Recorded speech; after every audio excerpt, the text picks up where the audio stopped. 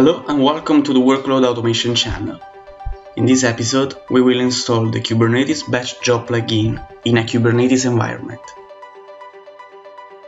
From the Automation app, find and select the Kubernetes Batch Job plugin.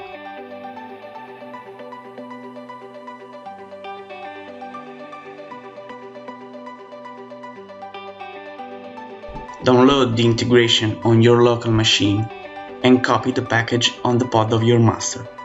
To copy the package, follow this hint.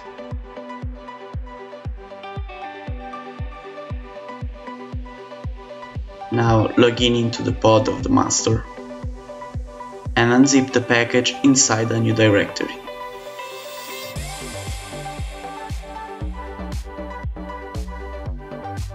And then we have to copy the jar file inside the application job plugin folder.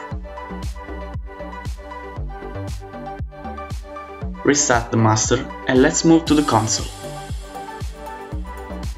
From the Workload Designer, you can now create a Kubernetes job definition. In the connection panel, you can ensure your cluster is connected.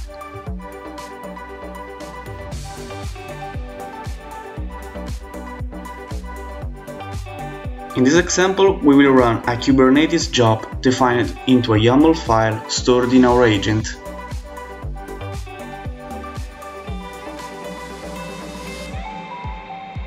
The job will run for 30 seconds in a brand new pod inside our cluster.